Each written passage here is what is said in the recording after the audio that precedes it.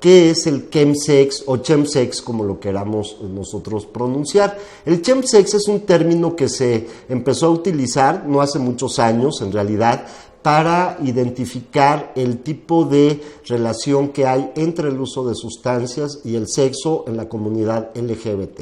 Tiene ciertas características, por ejemplo, que el contacto suele ser a través de redes sociales, fiestas o grupos especializados, y en él se usan una serie de sustancias como el cristal, la mefedrona, el GHB y otras como el cloruro de etilo y el poppers, que, como mencionábamos, son muy características en el uso de este tipo de conducta que es el chemsex. Tenemos también las prácticas sexuales de riesgo, y en conjunto pues nos llevan a este particular fenómeno conocido como chemsex, del cual hay escritos libros, documentales y películas que se pueden buscar en las redes y a través de internet. Bueno, es una palabra acuñada en las aplicaciones sociales y sexuales usadas por hombres gays, que también a veces llamamos hombres que tienen sexo con hombres, aunque también debo de aclarar que se ha ampliado, ya no nada más es el colectivo de hombres dentro del LGBT, sino también mujeres lesbianas, hombres y mujeres transexuales y bisexuales. Se considera el chemsex una sindemia. ¿Qué quiere decir una sindemia? Es un término introducido por antropólogos médicos que se refiere a la interacción sinérgica entre dos o más enfermedades coexistentes y que van a aumentar en la carga excesiva de enfermedad tanto al individuo como a la sociedad. Entonces aquí estamos hablando de dos comportamientos diferentes. Uno es el uso de sustancias que tienen en muchas ocasiones graves riesgos para la salud, y por otro lado las prácticas sexuales de riesgo, las cuales pueden incrementar la transmisión de las infecciones de transmisión sexual. También otras de las prácticas que tienen que ver con el chemsex y que se ha visto que son en cierto grado un riesgo para quienes la practican es el slamming, así se le llama a la práctica de usar la vía intravenosa para inyectarse crystal meth, mefedrona o cocaína. Otra de las prácticas de riesgo son el bareback, o también ese es el término popular en inglés, pero nos estamos refiriendo a prácticas sexuales sin protección, sin el uso de preservativos, condones, que pueden ayudar a disminuir la transmisión de enfermedades de transmisión sexual. Y finalmente tenemos otra práctica que es el fisting, que es el sexo a través de la introducción del puño, la mano o el brazo, y que también puede tener ciertos riesgos en la parte anatómica del recto y del ano, como una complicación de este tipo de relaciones sexuales. El chemsex o el chemsex no lo debemos de confundir con el uso recreacional de sustancias, ya que son aspectos o campos diferentes. En el caso del chemsex, es una forma específica de uso recreacional de sustancias que se asocia con sexo a lo largo de horas o días, prácticas sexuales más extremas, múltiples participantes, desinhibición sexual, riesgo de interacciones farmacológicas inesperadas entre las mismas sustancias que se usan o los medicamentos que puedan usar los participantes. El uso de la vía intravenosa en personas poco experimentadas en el uso de esta vía, el menor uso de condones, menor adherencia a los antirretrovirales, infecciones de transmisión sexual más frecuentes, el mayor uso de profilaxis post-exposición, me estoy refiriendo a la profilaxis para el VIH y la psicosis. Entonces, como podemos ver, el consumo asociado a esta práctica de chemsex nos puede llevar a diversas prácticas de riesgo, como mencionábamos, tanto por el uso de sustancias como por las prácticas sexuales de riesgo. En esta foto podemos ver algunas de las sustancias usadas. También son sustancias muy particulares, ya que no se usan en todos los contextos. Por ejemplo, podemos ver el GHB, que es un depresor del sistema nervioso central, raramente usada fuera del contexto del colectivo LGBT. También podemos ver este frasquito con poppers, la K, que representa la ketamina, el cristal, las tachas, el cloruro de etilo y la cocaína o crack. Son sustancias, muchas de ellas consideradas de las más peligrosas que hay, como podemos ver en esta gráfica. Esta gráfica fue un estudio hecho en Inglaterra, donde se trató de identificar cuáles eran las sustancias más riesgosas. Podemos ver que la más riesgosa de todas, por lo menos en este estudio, es el alcohol, seguido por la heroína, pero luego vienen una serie de sustancias que son también muy peligrosas y son usadas en el contexto de la práctica sexual conocida como chemsex. Ahí encontramos a la cocaína en su forma de crack, a la metanfetamina, a la cocaína y a las anfetaminas. Vemos un poco más abajo en esta gráfica el GHB y la ketamina y la mefedrona, que son otras de las sustancias usadas en este contexto. Bueno,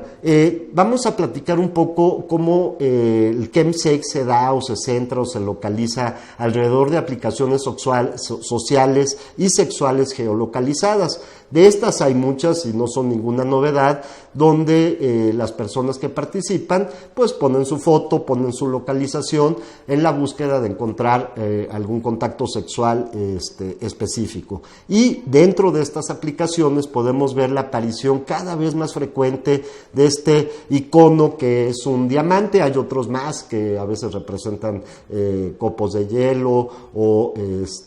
dulces, que son una serie de iconos que sirven para identificar cuál es la práctica que está buscando esta persona. En la lámina que les pongo, por ejemplo, vemos un caso, y aparte son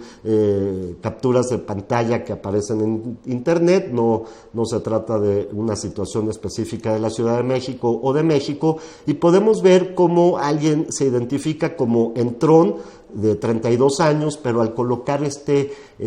icono de un diamante está señalando que lo que está buscando es una actividad donde se involucre o se incluya el consumo de sustancias, en particular el cristal, que es una de las sustancias más usadas.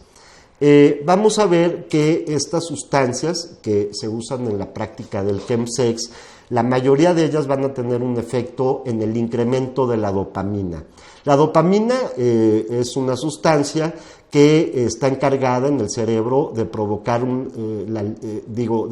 la sensación de recompensa, y está relacionada con un proceso de aprendizaje asociativo o de condicionamiento.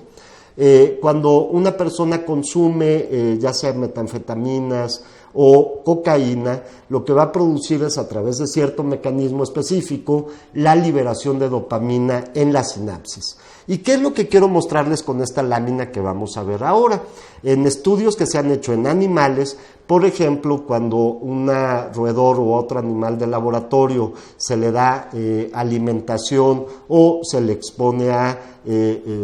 una posibilidad de tener un contacto sexual, por ejemplo, si se le presenta una ratita hembra en celo al ratón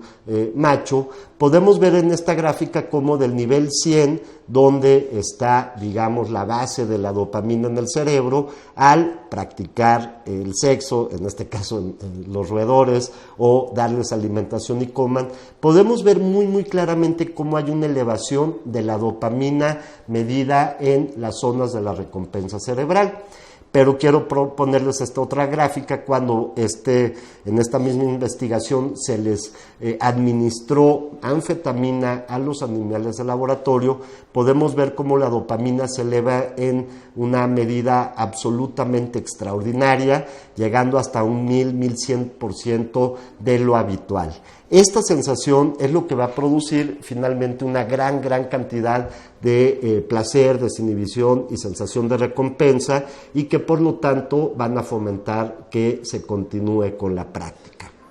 La siguiente pregunta es: ¿cuáles son las intervenciones adecuadas para el consumo de sustancias en la población LGBT?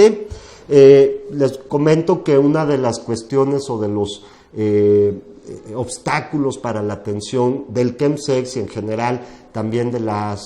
uso de sustancias en la población LGBT es que la mayor parte de los servicios tradicionales de atención en adicciones están enfocados a la abstinencia total de todas las sustancias. Hay un poco conocimiento de los ámbitos recreativos y del uso de sustancias por la población LGBT, y también hay una falta de capacitación en problemas comórbidos, por ejemplo, por infección por VIH. De acuerdo al estudio de Chemsex publicado en Europa, los usuarios no buscan tratamiento en los servicios habituales porque asumen que estos servicios no están preparados para discutir el uso asociado a sexo y sus riesgos y beneficios. Es decir, es una población que quizás sea muy funcional y tengan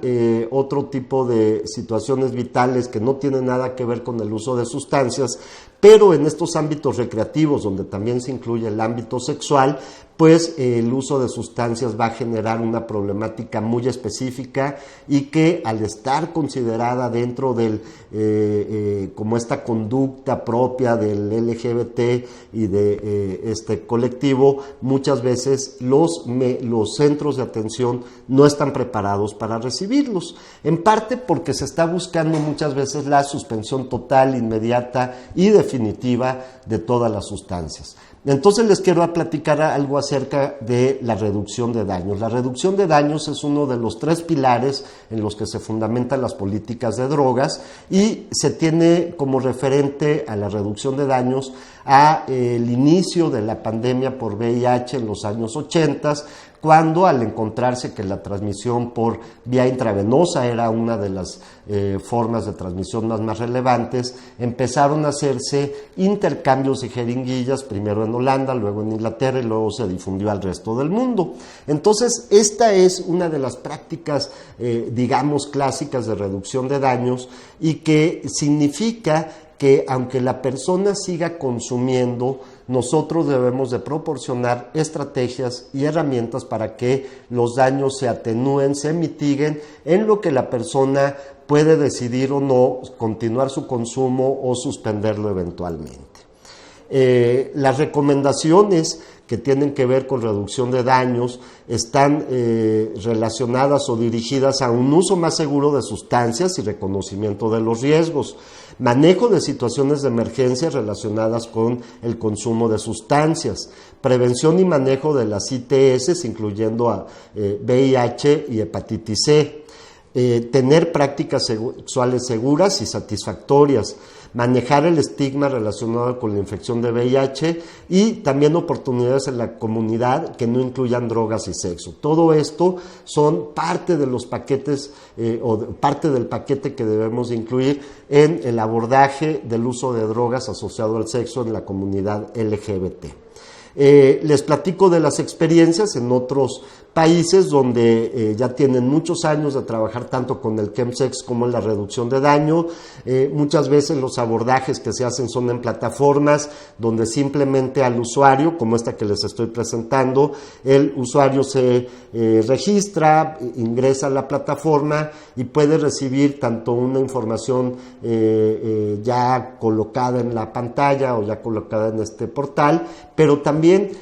algunas intervenciones breves y sugerencias por parte de consejeros o especialistas en adicciones. En Europa, como les decía, hay muchos de estos servicios. Este servicio que se encuentra en Inglaterra fue uno de los pioneros y aquí podemos ver abajo, quizá no lo alcancen a ver ustedes, se los menciono, que parte del apoyo y soporte que le dan a la comunidad que practica el chemsex es cómo tener prácticas de inyección seguras si es que practican el slamming, conocer algunas de las sustancias en cuanto a sus riesgos y peligros como son el cristal, el GHB, la mefedrona, el uso seguro de juguetes sexuales, de otras conductas sexuales o comportamientos sexuales como el orinar en otra persona durante la práctica. Todo esto no es porque sea bueno o malo, sino porque implica algunas situaciones de riesgo, por ejemplo, de aumento de la infección de hepatitis C. El fisting, como decía, que es una práctica en donde se introduce el puño por el recto y el ano, más allá de juzgarla como si es buena o mala, puede tener algunos riesgos al producir algunas lesiones en esa zona. Entonces, para concluir ya esta plática, señalar y dar algunos aspectos clave. El chemsex es una práctica de riesgo porque implica el uso de sustancias y muchas veces la práctica de relaciones sexuales no seguras. Esta chemsex se da básicamente en la comunidad LGBTI y muy en particular en hombres que tienen sexo con hombres. y al ser una práctica de alto riesgo por las sustancias que se utilizan, van a generar en muchas ocasiones problemas rápido, y quienes practican el chemsex muchas veces no acuden a tratamiento o se sienten juzgados o con muchos prejuicios al ser atendidos. Así que el mensaje es: cuando tengamos oportunidad de atender a personas que practican chemsex, debemos de recordar algunos de los aspectos de la reducción de daños. Las personas muchas veces van a seguir utilizando sustancias, y nosotros como profesionales, nuestro trabajo es darles medidas preventivas, pero también medidas para que los daños sean mucho menores. Entonces, pues con esto concluimos esta plática. Mi nombre es Hugo González, del CONADIC, y pues nos veremos en otros cursos próximamente. Muchas gracias.